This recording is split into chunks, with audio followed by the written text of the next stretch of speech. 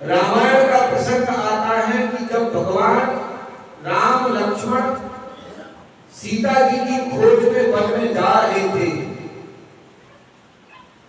और उसी समय शिव और पार्वती मिली। प्रसंग पता है सबको, फिर भी मैं बता रहा हूं। तो पार्वती जी को शंका हो गई, क्योंकि भगवान शिव ने लेट करके प्रणाम किया जब वह क्या कर रहे थे, हे खगखग हे मधुकर श्रेणी तुम देखी सीता मृग नहीं, ये कहकर के विलाप कर रही थी और भगवान शिव ने लेट करके उनको प्रणाम किया। तो सती जो थी, पार्वती जी जो थी, उनको शंका होगा ये कैसा ब्रह्म, कैसा परमात्मा जो एक स्त्री के लिए रो रहा है और हमारे पति देवादिदेव महादेव हैं जिसको लेट करके प्रणाम कर रही है। मुझे नहीं विश्वास हो रहा कि यह ईश्वर है। हम तो परीक्षा लेते, मन में उन्होंने विचार किया और विचार करने के बाद भगवान शिव समझ गए। शिव जी ने कहा सती पार्वती वह ब्रह्म है, लीला के लिए उनका अवतरण हुआ है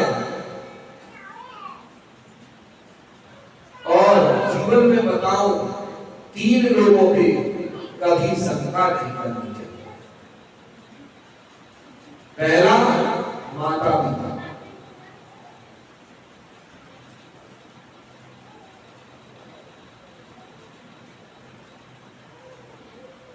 रामचरितमानस कहता है ग्रंथ, माता पिता और गुरु की वाणी विनय विचार करे शुभ जानी।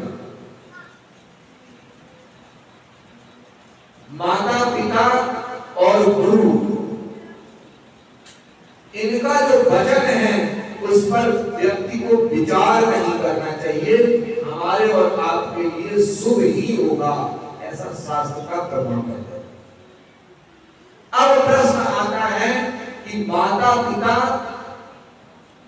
मां होनी चाहिए तब उसकी वाणी शुभ करेगी, पिता पिता होना चाहिए तब उसकी वाणी शुभ करेगी, गुरु गुरु होना चाहिए तब उसकी वाणी शुभ करेगी। तो सबसे पहले माता पिता के ऊपर कोई शंका नहीं करनी चाहिए और दूसरा है अपने गुरु के घर में जाए, अपने जो गुरु धारण कर रखा है उसके ऊपर कभी शंका नहीं करनी चाहिए और तीसरा है परमेश्वर के ऊपर कभी शंका नहीं करनी चाहिए। परमात्मा सत्ता पर कभी शंका न करना कि अब पता नहीं भगवान है कि नहीं है, जो जाना ही जनाई जाना ही तुम्हारी भेजाई। जब आप जानने की कोशिश करेंगे तब वह जनाता है, ये महसूस करने का है।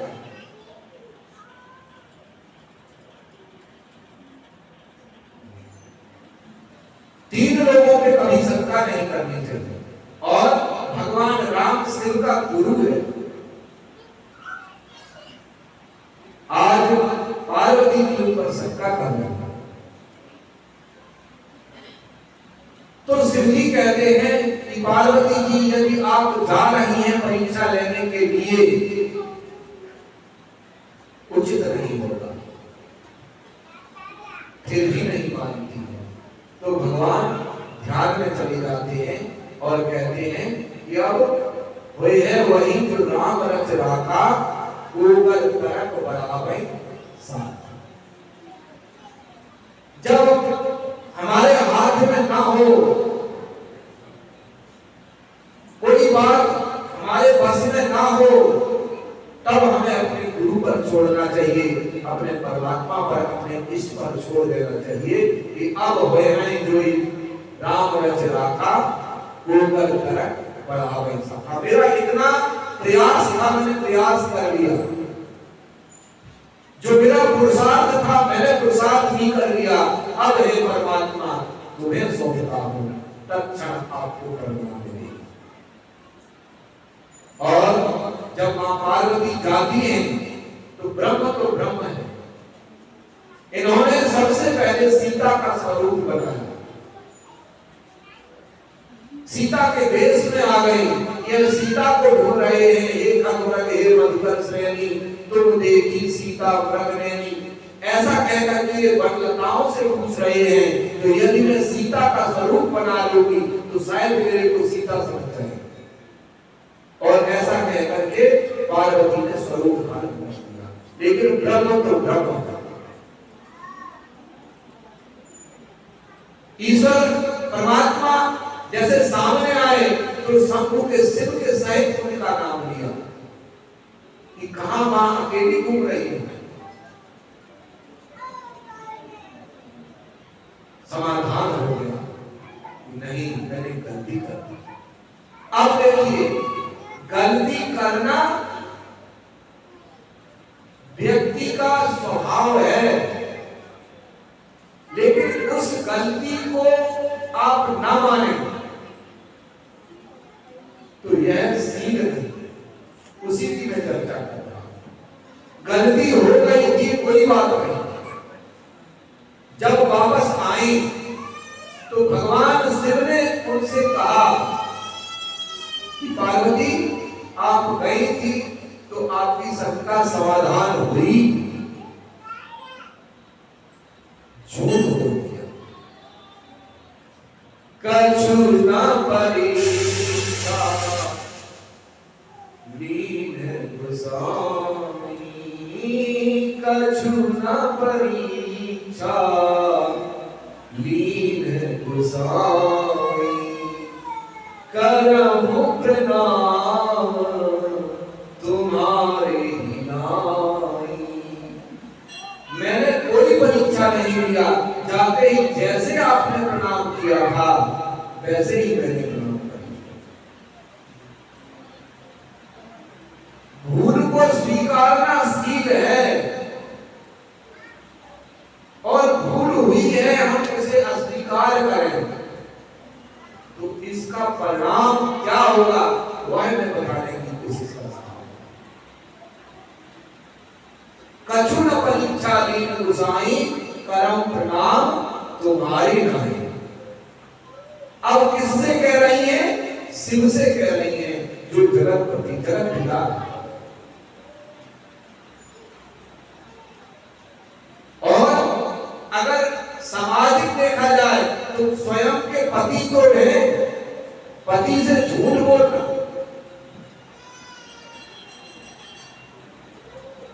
सामाजिक दृष्टिकोण में देखें तो पति और पत्नी आपस में सामंजस्य होना चाहिए। हमारे सनातन ने पत्नी को अर्धांगिनी कहा है, किसी संस्कृति में पत्नी को अर्धांगिनी नहीं कहा गया।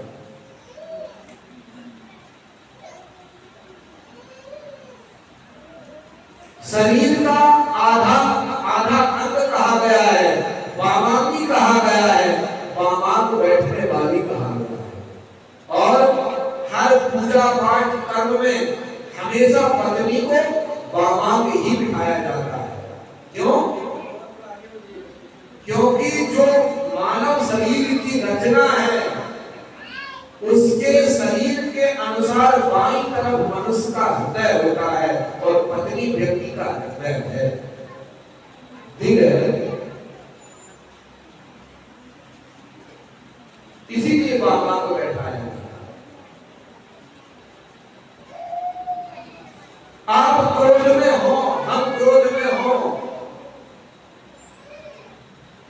और निश्चित है कि आप अगर क्रोध के समय कोई निर्णय लेना चाहेंगे तो आप निर्णय लेंगे वह बुद्धि का निर्णय होगा, और अगर अपनी पत्नी से पूछेंगे तो वह हृदय का निर्णय होगा, जो आपके लिए बहुत फलीभूत हो सकता है।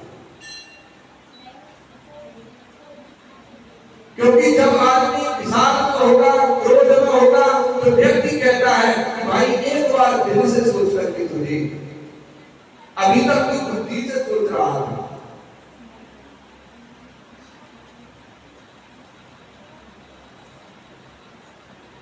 पत्नी मनोरमां देहि मनोवृत्तानुसारिणी तारिणी दुर्ग संसार सागरस्य पुरोद्भवां। दुर्गा सप्तशती। श्री मार्कंडेय जी कहते हैं कि इतनी शक्तिवान होती है पत्नी, तारिणी दुर्ग संसार सागरस्य, कि व्यक्ति को इतने बड़े दुर्ग संसार सागर भव सागर से भी उद्धार कर सकती है, यह वह पत्नी, यदि वह पत्नी है।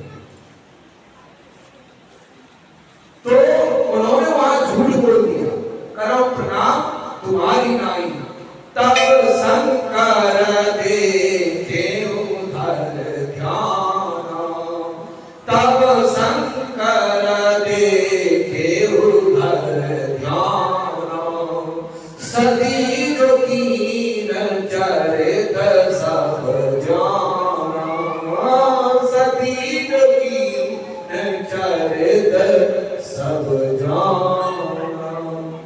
भगवान शिव ने ध्यान करके देखा, जो जो प्रक्रिया हुई थी जंगल में सब जान गए, और सब जान गए तो कहा कि सती ने स्वरूप भी बनाया तो जगत जननी जगदम्बा मां सीता का बनाया है, जिनको मैं मां का स्थान देता हूं। यह तन सती भेंट अब नाही, यह तन सती भेंट अब नाही, शिव संकल्प कीन मन माही, शिव संकल्प कीन मन माही। और तत्क्षण भगवान भोलेनाथ, भगवान शिव ने संकल्प ले लिया कि मेरी मां का स्वरूप धारण किया है और मैं मां को कभी मांग नहीं कर सकता, इसीलिए अब इस तन से, इस शरीर से मेरी पार्वती से, सती से भेंट नहीं होगी। अब अगले जन्म में जब हमको मिलाना होगा परमात्मा को, तब हम, तो कितना बड़ा दुष्परिणाम आया।